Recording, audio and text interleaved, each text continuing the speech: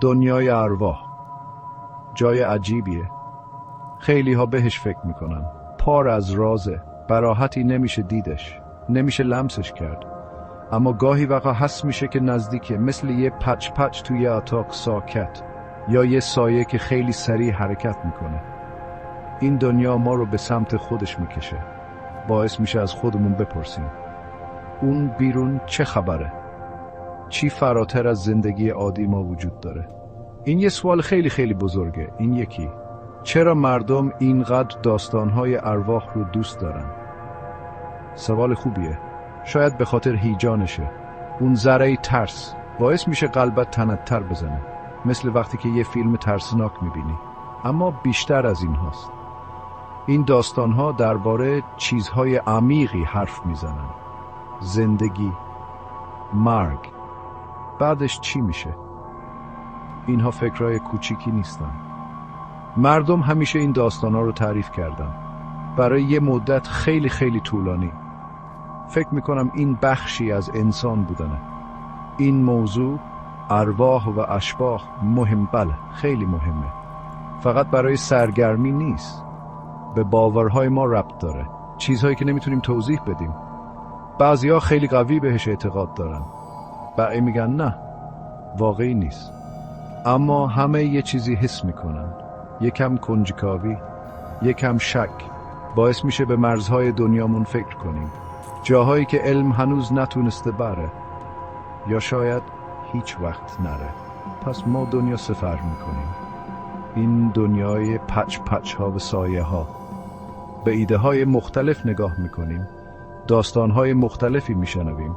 سعی میکنیم بفهمیم چرا این ایده ها با ما میمونن.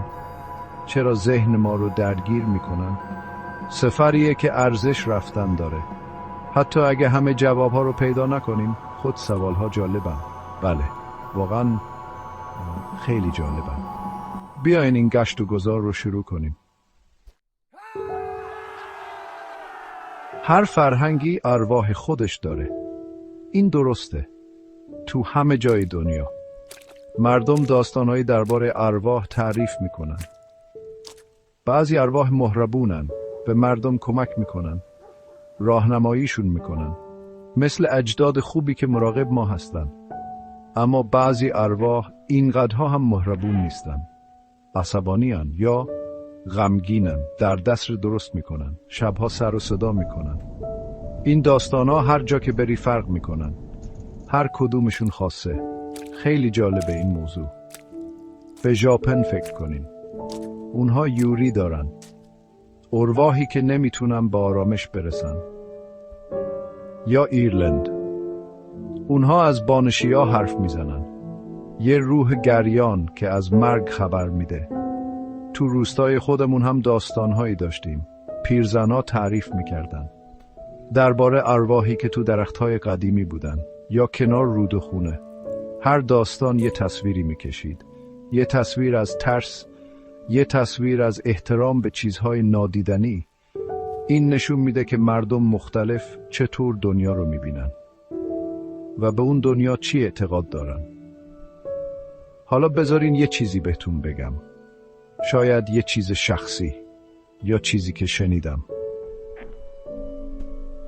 یه شب توی یه خونه قدیمی بودم. خیلی قدیمی. باد بیرون زوزه میکشید. یه در با صدای جیر جیر باز شد. آروم.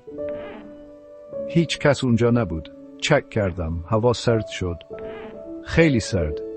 مو به تنم سیخ شد. روح بود؟ نمیدونم. دلم گفت شاید. عقلم گفت فقط باده. اما اون حس با من موند. خیلی قوی بود. این تجربه ها، این داستان ها از فرهنگ های مختلف آدم رو به فکر فرو میبرن. یه بذر رو تو ذهن آدم میکارن. اگه چی؟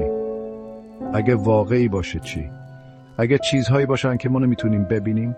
چیزهایی که دنیای ما رو با ما شریک هستن؟ فکر قدرتمندیه. میتونه هست رو نسبت به یه اتاق خالی عوض کنه یا یه شب تاریک. اون اگه چی بشه گاهی از مطمئن بودن قوی تره. راز رو زنده نگه میداره.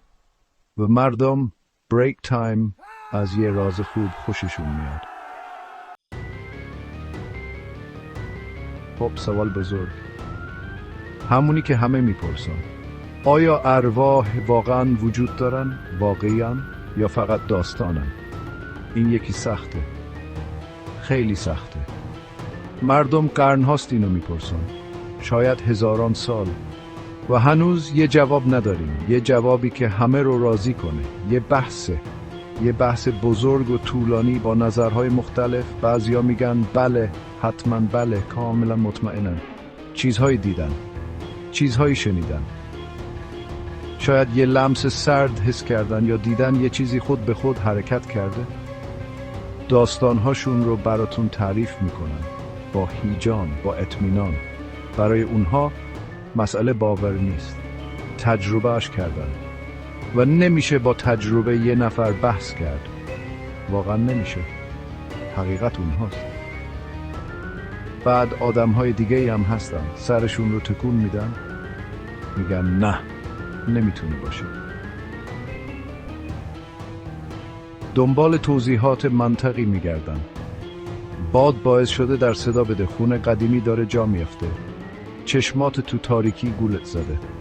میگن علم مدرک میخواد، مدرک محکم، چیزهایی که بشه اندازه گرفت، چیزهایی که بشه تو آزمایشگاه تکرار کرد.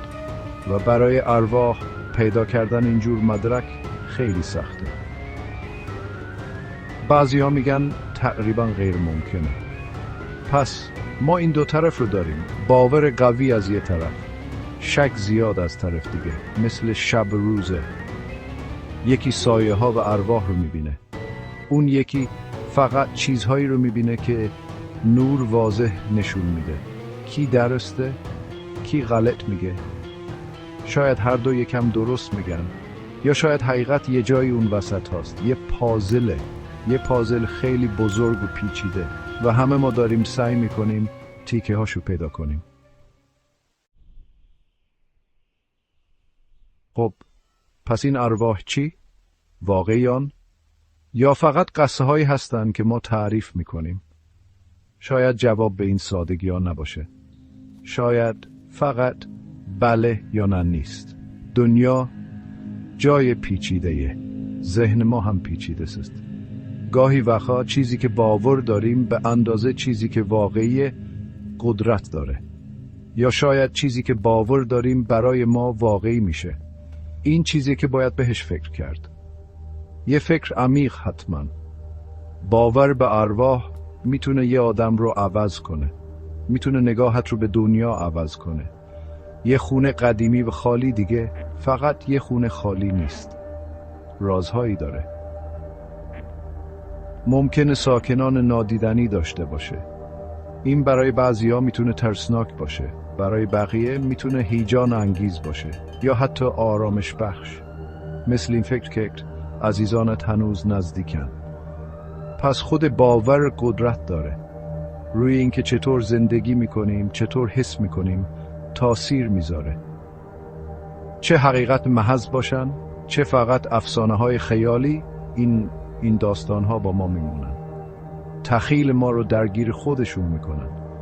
باعث میشن به چیزهای بزرگ فکر کنیم. زندگی، مرگ و چیزی که شاید پشت پرده باشه. اینها سوالاتی هستن که جواب راحتی ندارن. اما داستانها، پچ‌های ارواح، این سوالها رو تو قلب ما زنده نگه می‌دارن.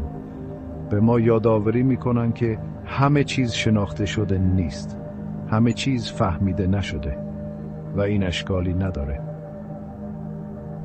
در نهایت مرز بین چیزی که واقعیه و چیزی که داستانه میتونه خیلی باریک باشه.